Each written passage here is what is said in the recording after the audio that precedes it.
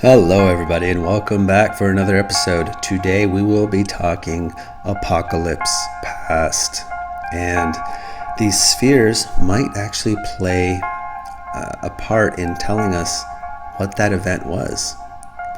So let's dig into that. Now, the first thing I want to talk about is there's been a debate recently looking into geology and what we're told are naturally forming natural formations like hills and mountains. And the debate is, are some of these, or maybe even all, according to some, are they actually engineered structures? And there's been an event, a destructive event in our past, which has sort of transformed them, turned them into what we see today. We've been told lies about it. Is that possible?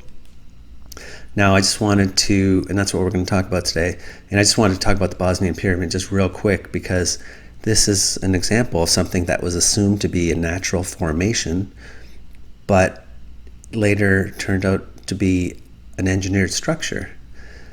So that's just one example, and I wanted to bring this up too. These, what you're looking at, one of these is considered officially a mountain, and the other one is considered a pyramid. They're both from Egypt. Now, can you tell, if you had to guess, which one would you think is the pyramid? Give you a second to think about it, and here comes the answer. The one on the right is the pyramid. Now, if I had to guess, not knowing, not having looked it up, I would have guessed that the structure on the left was actually the pyramid.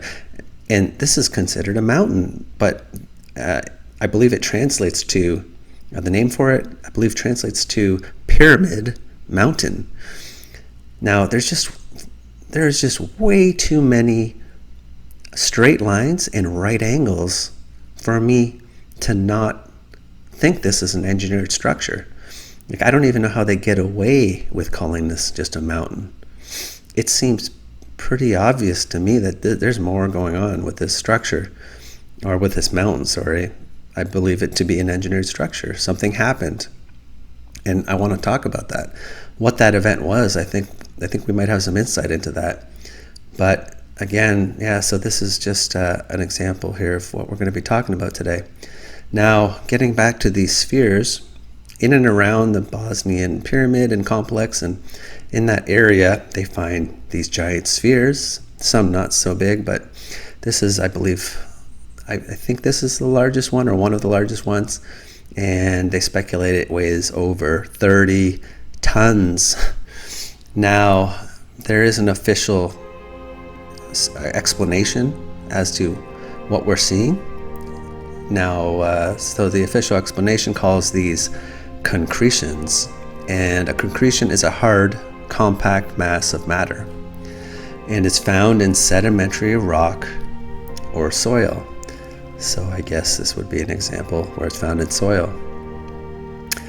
Now, here is a beach in California called Bowling Ball Beach in California. And I should mention that these spheres or ovoids, they come in different shapes, but these concretions, they are harder than the materials that they're formed in. So what we're told is that they're formed inside of these natural formations, and through erosion, either water or wind, the erosion causes this separation, these shear faces that you're seeing, and a portion of whatever was here before this effect happened slid away and eroded, but you're still left with these concretions. Now, so the official explanation all hinges on millions of years, water and wind erosion. But like other people have said before me, and I'm agreeing with them, I think this was an event that triggered all this.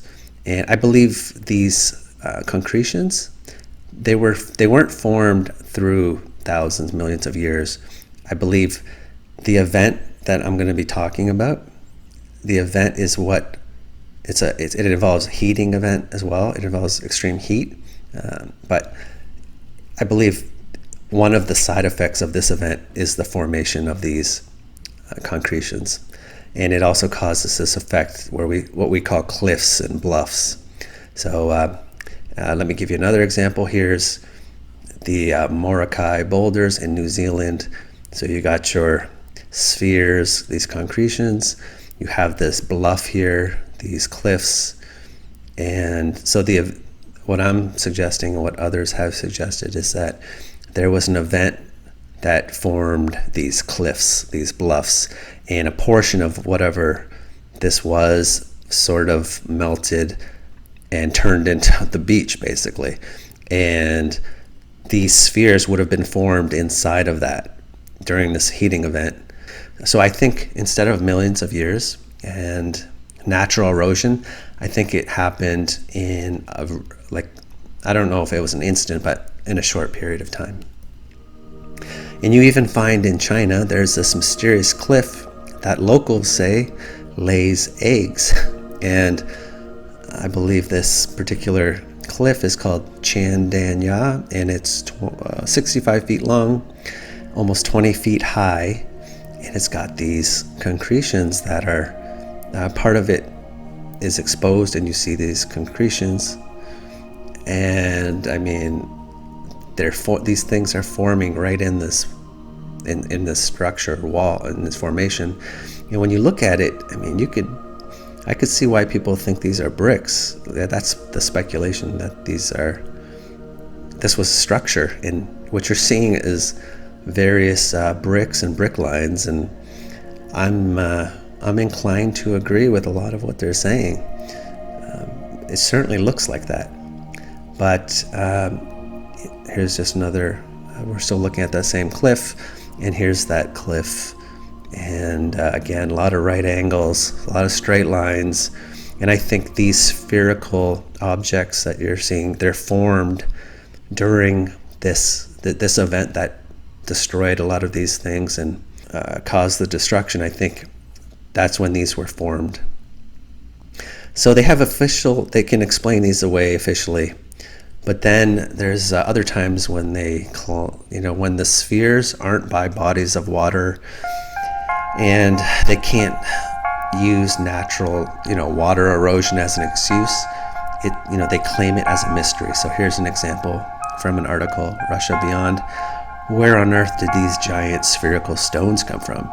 And you see these spheres, so it's a mystery, according to the mainstream.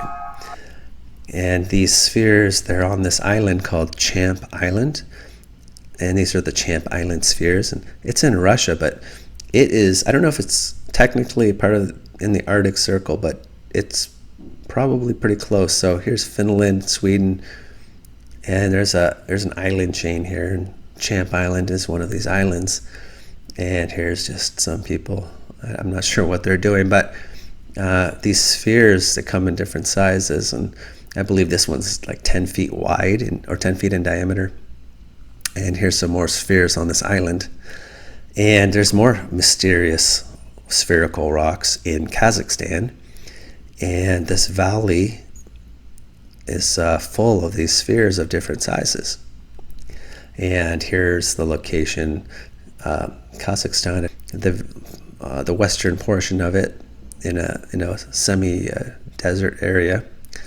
You have these spheres, and if you didn't know, I'm sure you must have noticed, in the background there's a giant mountain, and it has a real interesting look. And I think the same event that is explained away with what you see with the spheres on the beach next to a cliff, I believe the exact same event is what's happening here. It's just here we're told it's a mystery. So let's take a look. We're going to look at this mountain real quick, and it's called Shirkala. And oddly enough, a tunnel can be used to access the summit, and I believe it's a little over 1,000 feet high. But I mean, wow. Okay, we're told this is a natural formation, but to me, again, these horizontal lines that are level that wrap around the structure, that doesn't seem natural. That doesn't seem natural at all. And it almost seems like the insides of, I believe this probably was a structure, the insides of it almost seems like they got cooked and they're just flowing. In addition to damage happening on the outside, the insides are just flowing out, and then it seems like they transformed into a liquid, and they started to flow, and then they solidified, and you got this just mess. It's just oozing out of this structure, and you have this chalky layer here. I would say, this is probably a structure. And through the event, whatever this event was, and we're going to talk about the event, it caused this heating and this transformation of the materials, and it forms those spheres, I believe, and those spheres probably just got dislodged from the structure. And they were, like I said, I think they're created during the event. Now, again, too, if you look at the mysterious spheres of this Champ Island, again, a massive structure. We're told there's a mountain right behind it, and we have a bunch of debris here, material that's probably from this structure, and these probably during this event that we're going to outline here in a second, it formed these spheres, and this is what's left over, and this is what's left over of this heating event, I believe. And it also seems like there's bricks strewn about, and interesting. So what you're always going to find, these spheres in general, they're going to be either by a mountain or by hills, and or in the case of a beach, they're going to be by a cliff or a bluff. Like there's going to be something where they originated from one of these quote mountains or hills, which I do believe some of these things are structures. I do believe that.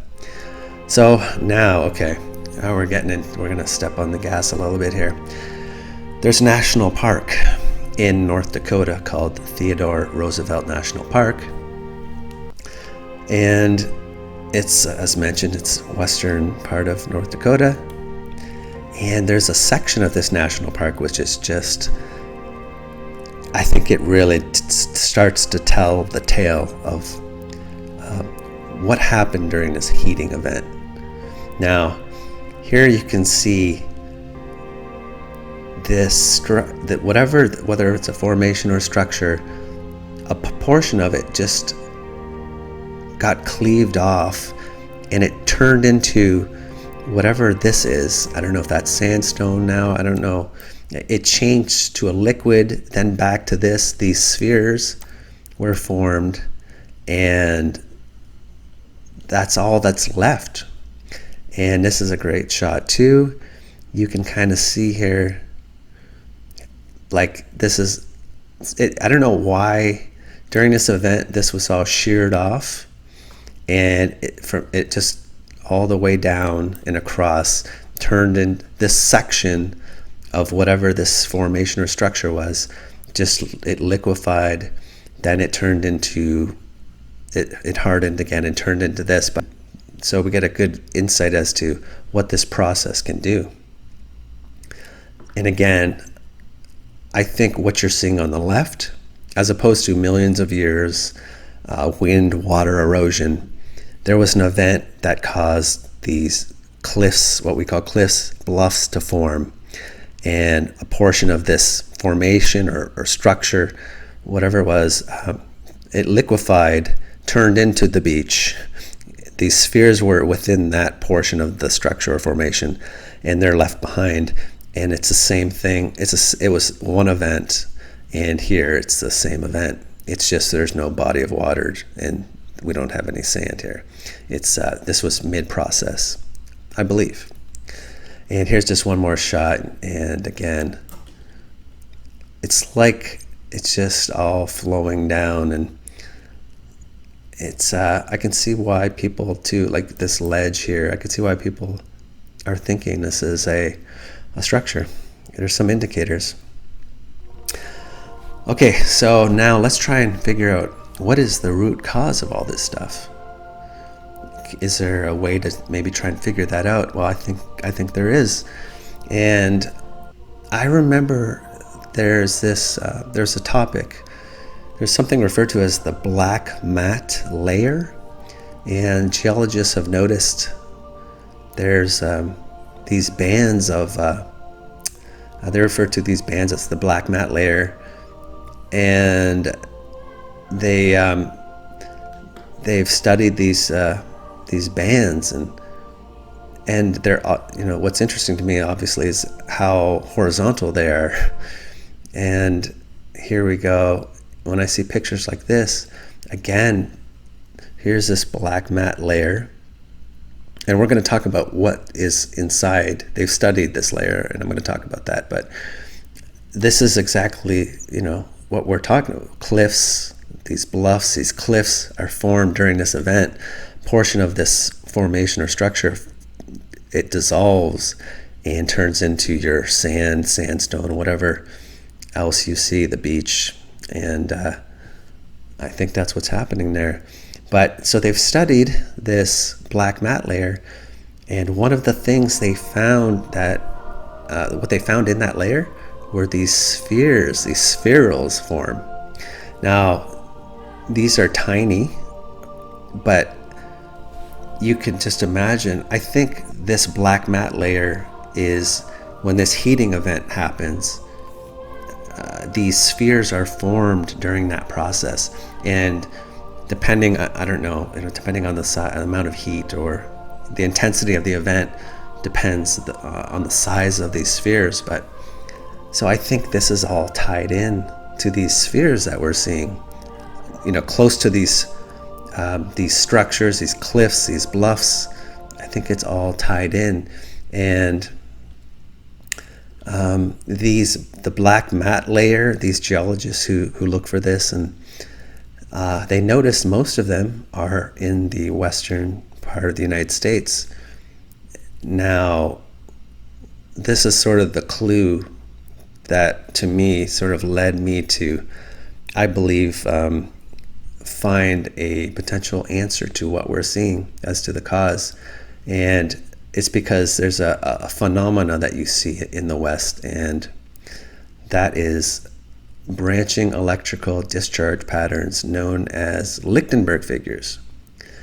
I did a video about this, talking about these electrical discharge patterns, and here, but people make these.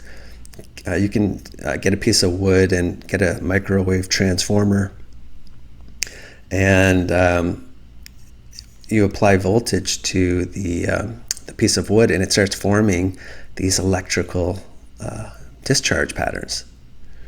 And here's just another photo image showing you that. Now, in the video I did called the Lichtenberg figures, this is in Egypt, and you can just see that, and the speculation is that electrical scarring is the cause, and we see it when you're on Google Earth, you can see evidence of electrical scarring, or what appears to be evidence of electrical scarring. And it's very similar. So this kind of really gave me another big clue as to trying to figure out what I think is going on. So getting back to Kazakhstan, I wanted to go to Google Earth and take a look at that area. And what I found was pretty interesting and exciting, actually. So this is that mountain, what it's called, the mountain now, Shirkala in Kazakhstan. Now, if you look around, this is all electrical discharge patterns.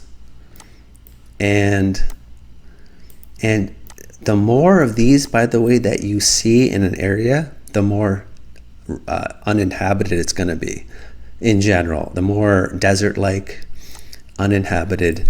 But what you also notice is that with these electrical discharge patterns, they're pretty directional and they're all headed towards this cliff.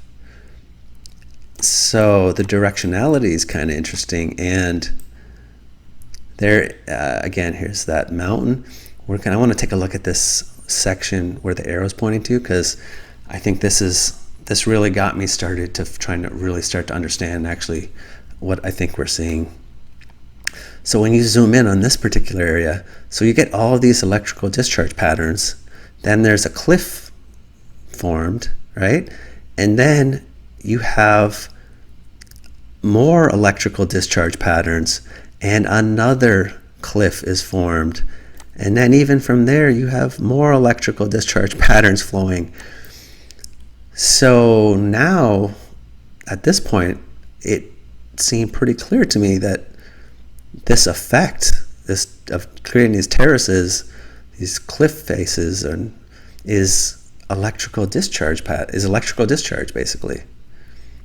And so there is another area that I want to look at, which is just going to really, I think, seal the case. And it's in this section over here. And I want to show you that real quick. But so I just wanted to measure one of these electrical discharge patterns. I don't know if it's a lightning strike or what it is, but I just wanted to measure it real quick. And I mean, we're looking at miles. So can you, like, that's beyond the scope, and that's just what we can see. But just the size of these things. So it's no wonder this area is so uninhabitable. But so we're going to zoom in on, so we're going to look into this area here. So I've highlighted it. And so again, all the electrical discharge patterns are headed towards these cliffs. So when we zoom in on it, it's interesting because you have all these terraces forming. And what I want to point out here is you see this process started and then it stopped, and you could see where it was going to continue. But so in my mind, again, the electrical discharge is creating this phenomena, this terraced, what we would probably call terraces. These cliffs are formed in this stepped manner by this event. And check, this is great.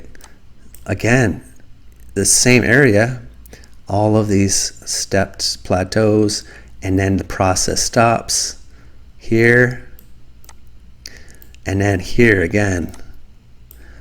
It's being formed, boom, and then it stops here, and then it starts a little bit up again here. But I just mean, like, wow, it's clear as day that all this electrical discharge it's creating this effect, this terraced effect that we're seeing. And I don't know, I thought that pretty much is pretty indicative to me. Now let's take it back to the western United States. We're going to take a look at the Colorado Plateau, which encompasses 4 states. Now they tell us wind and water erosion have shaped the Colorado Plateau with flat-topped mesas. But what I'm saying, it's electrical discharge. And this is the Colorado Plateau. And again, this area got hit the worst, but electrical discharge patterns just all over the place. This whole in the Grand Canyon would be down here somewhere, or just off screen. But so this whole area is full of these electrical discharges. And what do you see? The terraced effect, right? We see this all throughout this area. And it's the area that has the most electrical discharge phenomena associated with it. So I think it's a pretty good indicator that It's this event was triggered. What we're seeing here is not mining operations. I don't believe that at all. It's all this electrical discharge is what caused it, and it's what caused this, and even this effect. You see this in. It reminds me of what you see in Petra. So let's have another look at another area in Canada, Horseshoe Canyon, Drumheller. It's in Alberta, Canada. And so look at this giant Lichtenberg figure. I'm talking massive.